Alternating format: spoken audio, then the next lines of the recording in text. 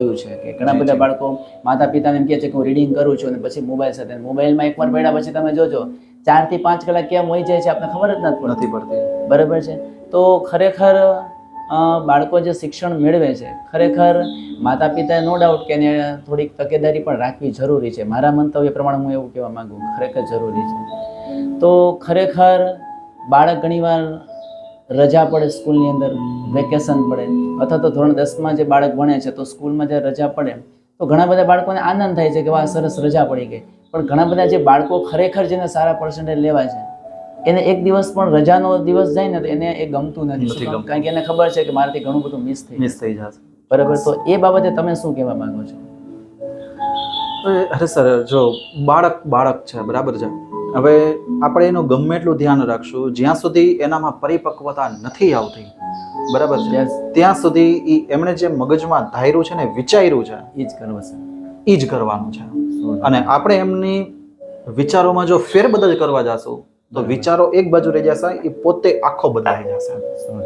એના ઘણા ઉદાહરણો આપણે સ્કૂલમાં જોઈએ છીએ અને આપણી સમાજમાં ઘણા બધા ઉદાહરણો છે કે માતા પિતા બાળકને જ્યારે સુધારવા માટે પ્રયત્ન કરે છે ત્યારે સુધારવાને બદલે સીધા આડાઅવળા માર્ગે ચાલ્યો જાય છે. ના, ચોક્કસ. તો ખરેખર આજનો જે આપણે ટોપિક હતો ખરેખર આમ તો ખાલીપોનો ટોપિક હતો, છતાં આપણે વચ્ચે વિદ્યાર્થીનું કઈ રીતે કેળવે, કઈ રીતે શિક્ષણ મેળવે એ વિશે આપણે ચર્ચા કરી.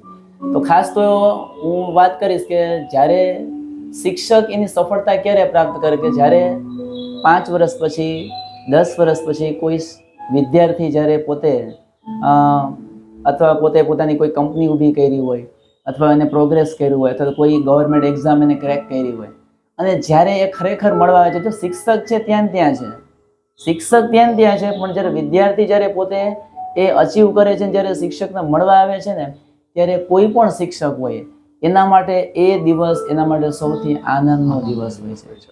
બરાબર. અને આપણે તો તમે જોજો આપણે સર 10મું અને 12મું આપણે 2 બોર્ડ ધોરણ આપણે ભણાવીએ છીએ. છોકરા આવે છે, બરાબર, જ્યારે 10મું પૂરું થાય એટલે વિદાય સમારંભ થાય અને બાળકો ત્યાંથી નીકળી જાય, ટૂંકમાં વયા જાય છે. પણ શિક્ષક ત્યાં હોય છે એટલે ત્યારે જે ખાલીપો અનુભવે ને જે 10મા વાળાને અથવા 12મા વાળાને જ્યારે એને ઓલું જે કહેવાય ને વિદાય સમારંભ યોજવે પછી બીજા દિવસે આપણે સ્કૂલે જાય ને ત્યારે આપણે એ જ ક્લાસરૂમ યાદ આવે.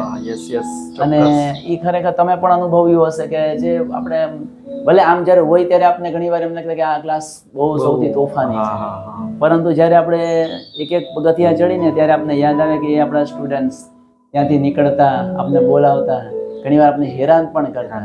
ચાલુ ક્લાસમાં આપણે વારંવાર એમ કે સર હું ફ્રેશ થતો આવું, આપણે ઘણીવાર ઠપકો આપીને બેસાડી દેતા. પણ એ જે ખરેખર આનંદ આવતો ને કે એ વિદ્યાર્થી ખરેખર આજે પણ આપણે આમ ખરેખર આમ જોઈએ ને તો વિદ્યાર્થી આજે પણ યાદ આવે છે. બરાબર છે. તો તમે એના વિશે થોડુંક કહો.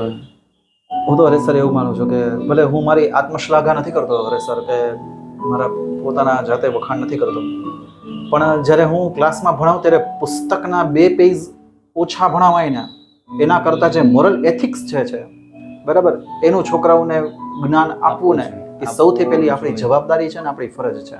કારણ કે શિક્ષણ એટલે કેળવણી, ને કેળવણીનો અર્થ જ એવું થાય છે કે બાળક ન કેવળ પુસ્તકીય જ્ઞાન એમાંથી પોતે જીવનમાં શીખે. કારણ કે અત્યારે તો સામાન્ય એક્ઝામ ખાલી ટેક્સ્ટ બુકની આવવાની છે, પણ હકીકતમાં તો બાળક જ્યારે 10-12 ભણી લીધા પછી જે એને જીવનની પરીક્ષા થાય છે એ જ વસ્તુ શીખવાની છે. બાકી તો તમે સર અત્યારે નેટ છે, યુટ્યુબ છે, બાળક એની અંદર ચેપ્ટર ભણી લેશે, અભ્યાસ કરી લેશે અને ચેપ્ટર એને યાદ રાખતા એટલી વાર પણ નથી લાગતી. બરાબર. એટલે ખાસ તો જેટલા પણ શિક્ષકો છે એનો એ ખાસ વિનંતી કહીશ કે બાળકને 10 મિનિટ માટે કંઈક એવું એને મોટિવેટ કરો કે જે એને જીવનમાં ક્યાંક ને ક્યાંક વસ્તુ એને કામ લાગે. બરાબર. અને ખરેખર આજના દિવસે અમે જે પોડકાસ્ટ કર્યો એની અંદર જતીન સરના મંતવ્ય જે તમે જોયા અને આપણે જે કાંઈ ચર્ચા વિચારણા થઈ, બરાબર, હું પણ એના ઉપરથી અનુભવી શકું છું કે ખરેખર તમે પણ શ્રોતાઓ જે સાંભળતા હશો એમને પણ ખરેખર પોતાનું ખાલીપો આજે યાદ આવ્યો હશે.